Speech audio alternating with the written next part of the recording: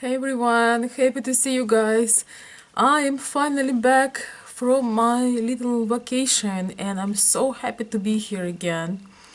Today I would like to talk with you guys about analyzing and about some power fight issues in relationships and how important it is sometimes to sit back, to stay still and find answers within, to reflect just a little bit to make sure that you are in the right place in your mind and also that you are stepping into your partner's shoes and you are being flexible and considerate and that you also expanding your points of view, your mindset, and so forth. Sometimes when we are single for long periods of time, or we hadn't had meaningful relationships, we really getting set in our ways, anything from habits to outlooks on life. And when we meet a special person, sometimes even if they're overly positive, which is maybe normal positive for them, but for you it might be overly positive.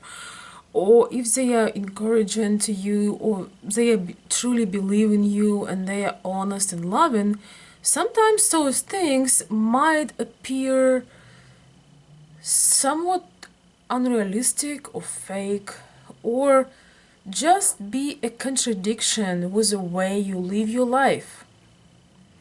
And it's really sad if something beautiful and positive like that would affect you, and maybe you even, would quit the relationship or create the unnecessary drama, meaning unnecessary conflicts, just because you have a difference with a person on certain issues, and it's even has less to do of who is right and who is wrong, because different things work for different people. So taking a minute, taking a moment, sit back, reflect a little bit, think about all the beautiful things, all the good things. Kind of imagine yourself in the body of that person. Sometimes we are so sad, we have no compromise on certain issues. And of course, on common sense and negative issues, it's more than normal to have no compromise. For example, when someone is committing a crime, we're less likely to, trying to find lots of positive in it. But also, even there, there might be some things that at least would give us some kind of understanding. But that's kind of an extreme example. I would just say that if the other person have a different approach for things, and really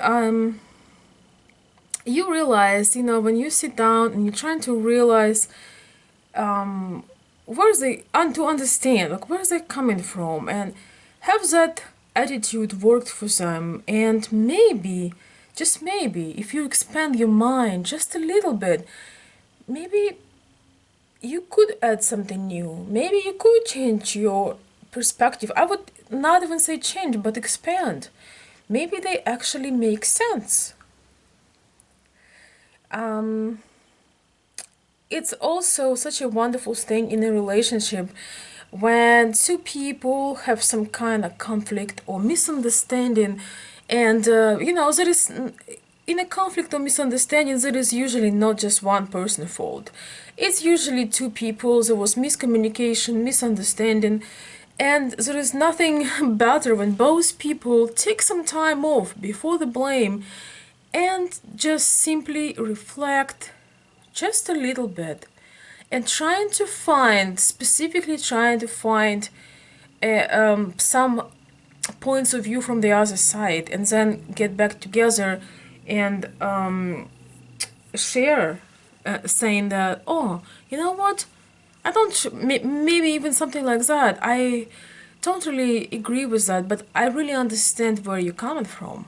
Or if you realize that the other person was absolutely genuine and miscommunication was from your side, you can say also, you know what, you were right.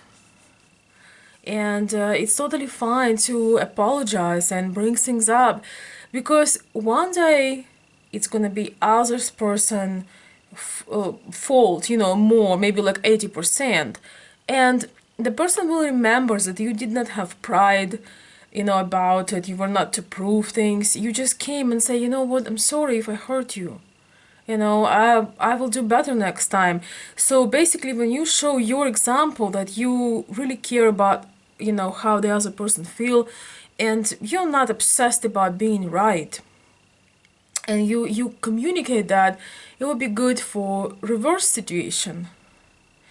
But again, guys, the bottom line here is, before we step into judgment and say no, we're not gonna settle, and we know things the best, sometimes we have things that aren't so obvious. We might be living for a long time in an environment that's uninspiring, and we have hard time taking into something more engaging, something more exciting, something more beautiful. Sometimes beautiful positive things can sound negative when you already got comfortable being in sort of unmotivated space and looking down and looking on a life through the pessimistic view, whether that's relationship wise, financial, health wise. When we are surrounded by certain people, we don't even notice, but after a while we reflect who they are,